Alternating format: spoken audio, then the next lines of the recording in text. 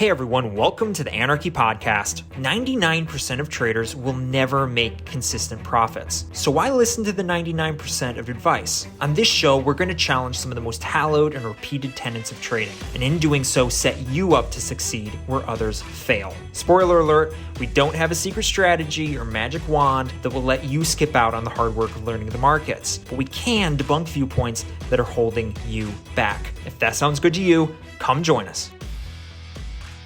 Hello, everyone, and welcome to the Anarchy Day Trading Podcast. Hope you all have had an awesome weekend and are poised to have a great trading week. It is now the second week into the new year, so we're doing this a little bit late, but around this time, everybody's making New Year's resolutions, and we did the same thing last year, so we figured we'd do it again, but our New Year's day trading resolutions. I encourage you, our listeners, to write down your own.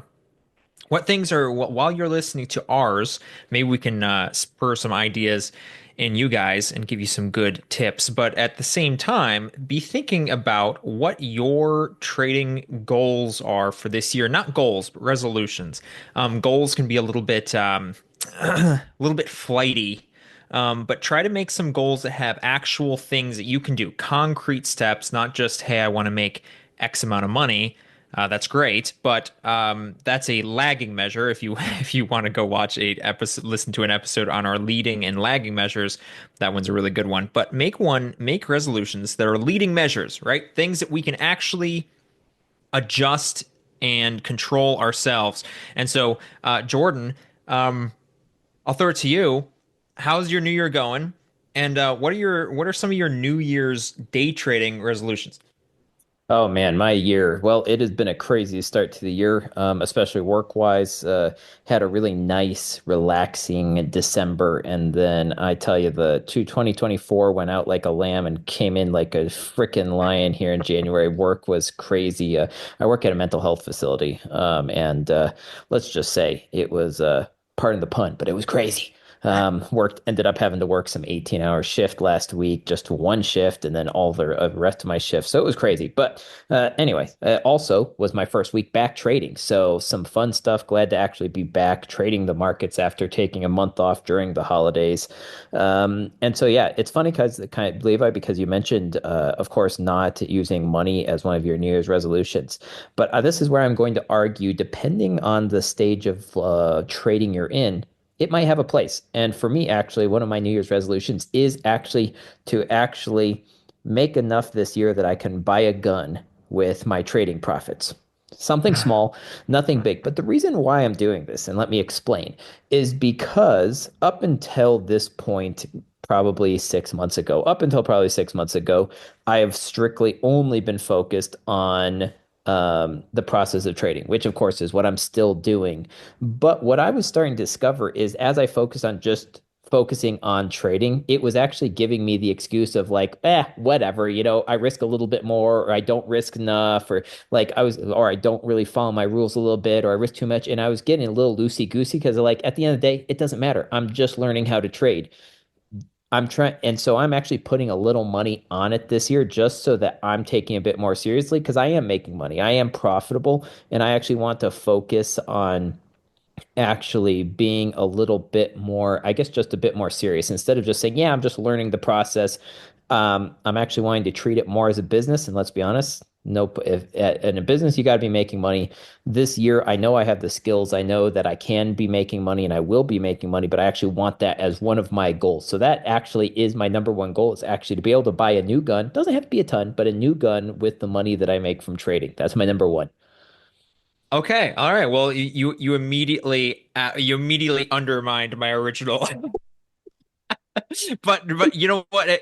You make a good point that depending on the on where you are in your trading journey, I guess that can be different. I mean, maybe your a better goal would be, and you mentioned it, but essentially treating it more like a primary business.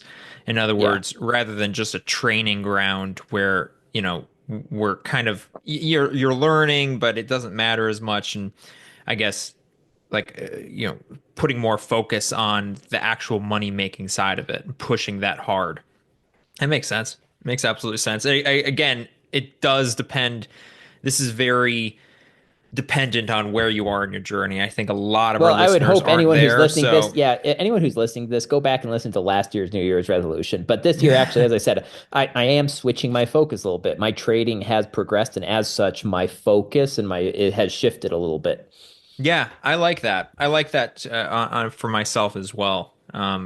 Kind of pushing it harder as far as the money making side of it. Now for me, I had on my top of my list is reviewing my journal more and doing more in-depth in-depth analysis on my data in my journal. Again, we talk a lot about developing feel and putting time in, and it's a little bit less. This is why we kind of poo-poo like back testing. We'd rather forward test and actually trade, get in the markets, lower your time frames, actually do it. At the same time, and that data doesn't really save you, right?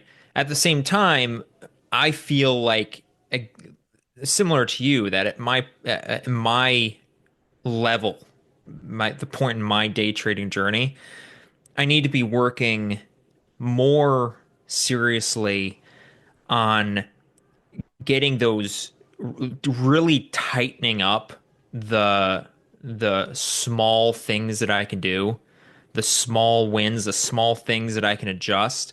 So the great story about this for anybody, I might have told this story before, but it's in Atomic Habits. I love that book. It has a lot of great anecdotes, but it's a true story about the the cycling team, the British cycling team, and how they had never won a title, and they were kind of the laughing stock of the cycling community. Eventually, a leader came in who made a policy of just 1% changes. 1% changes. If you can find something that will make you us 1% better, we'll do it. And so they started putting in a ton of really small stuff that wouldn't matter, like moving, their bikes around in climate controlled trailers and like bringing in nutritionists who change, like just small little tiny things that eventually they did hundreds of, and eventually they were one of the best. And they won a ton of stuff. And so I feel like I'm at the point where I have the feel. Um, I am profitable, but there's just a lot of there's a lot of free money just sitting around, like places where I'm lazy as far as the data, like trading time a day. Where's my best trading times?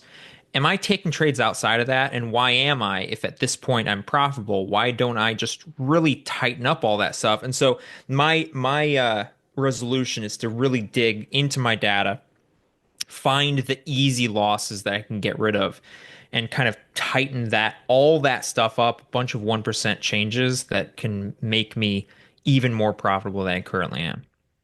I love that. And just for our listeners, you can always listen to our How to Use AI or ChatGPT to improve your trading episode. It has some great tools of how you can actually leverage ChatGPT to analyze your trading for you and identify, the where you trade best, where you don't trade best, and maybe use that as some of your starting points on what to focus on.